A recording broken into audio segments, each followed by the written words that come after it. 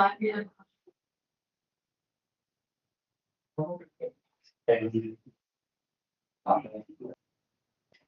know anything about work.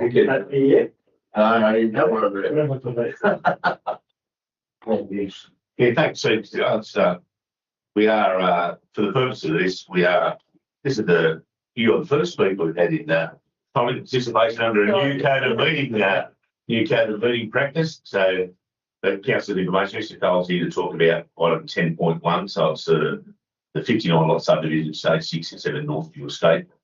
Muscle, for everyone, the rules purposes, we are being recorded, and the recording will be made public. So over to you, Mr. Cole, you can present, and then obviously offer the opportunity to council to ask questions.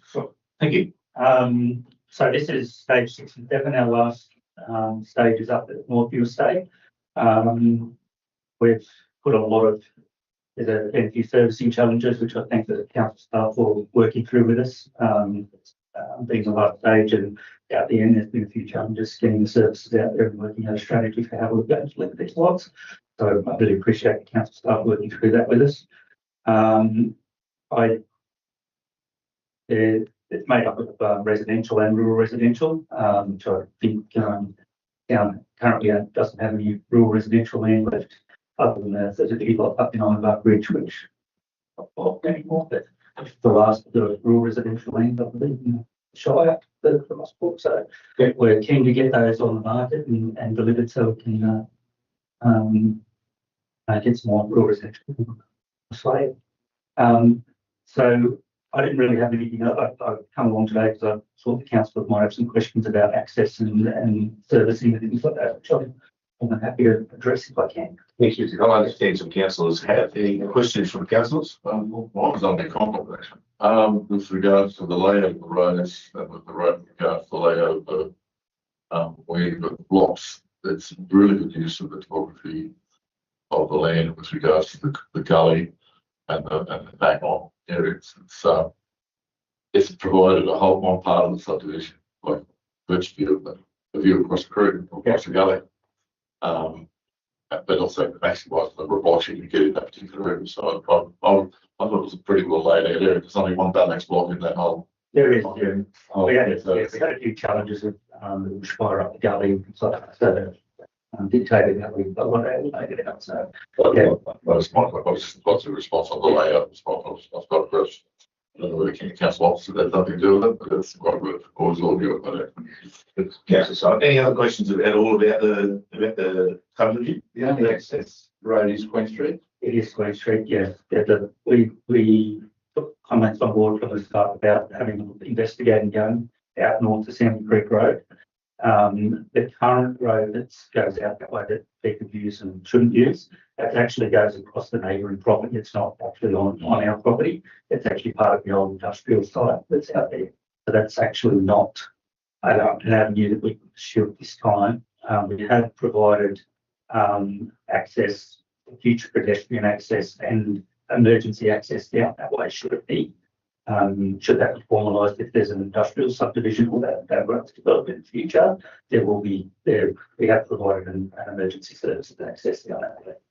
Was there a study on traffic flow? Yes, there's a traffic study, and the traffic study came back to Queen Street capacity. Yeah.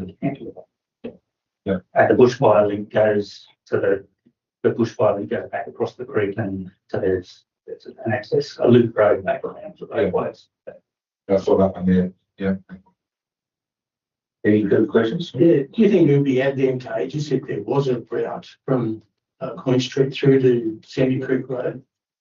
Not particularly. I don't know where the people are going if they went out that way. I mean, they're going north to Scone, but the bypass is going to come in there and make that access quite difficult going forward. So you'd have to go around the loop, around the access ramps and like. So it's not a particularly advantageous way out. I think it's better to send people back to town. The pedestrian access again, kind of delivering them to nowhere, to a railway line, to a railway crossing. Probably likely to be difficult to access out there, but ARTC would require an upgrade to that level. We've had that previously when we've done subdivisions where we increase the traffic loads on an intersection, they want a some sort of level crossing upgrade, which we didn't investigate, so we didn't end up going that way. Yeah, I would have thought that there's been some public input to the concerns around, increased traffic amongst along the streets that feed off the Queen Street, and that avenue of a route to Sandy Creek would alleviate that, as you mentioned, the traffic going north to Scone and Aberdeen. Yeah, and out to the Coast Gap. yeah. It has significant challenges. I've got Aboriginal cultural heritage, a neighbour we can't access. We've got a water crossing that would be significant. So I can see what you're saying, but it's I think the Queen Street and the traffic report clearly show that there's plenty of capacity in the existing street network without bringing those difficult situations to deal with. You consider, I think you could consider leaving one of the lots vacant in the future, so that council may purchase that and possibly purchase that, and if the current impediments are able to be overcome, then that at least not shut the door indefinitely. It's difficult to leave a whole lot out of the subdivision. These things are very finely balanced as they are. You don't have another 10 lots as it is without removing one for some sort of potential future link. So I think the emergency access that we provided is the right answer, and there's also pedestrian access. So there is that opportunity to carry that through. It would be difficult to know where to put it as well, because it's quite steep coming off the end of that road. So unless it goes down where it goes at the moment through that existing site, it is actually very steep going down the banks into the creek. So trying to find that location to leave it open for the future is quite a big task. We'd have to go back and do a lot of work with council staff and look out where that route might be.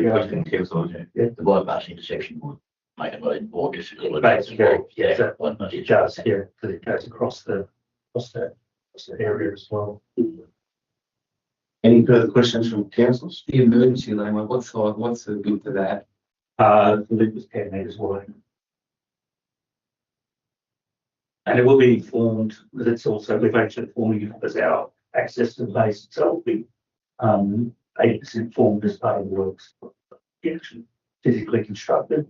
And that'll just have to be extended slightly, but the reserve will go through to the neighbouring property.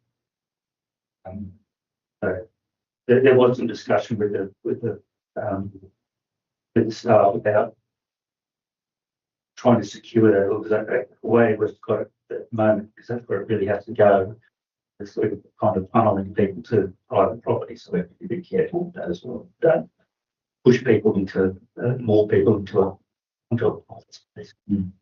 Councillor Lee had that question. I just thought, think, Mr. Mayor, as councillors, we're all interested in, I guess, the long-term prospects for our town. Will you be in a position to share the due diligence that you carried out to your expectation of the loss?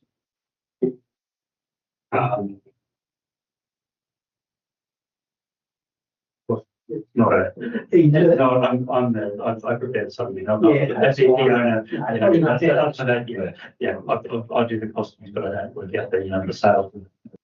That's not something that I can. We go, Mr. Cole, they're easy to sell. We go, they sell them really easily. Is there any further questions from councillors? Thanks for your time, Mr. Cole. Certainly helpful tonight as making a decision later on. Yeah. Thank you for your time. Thanks. Okay.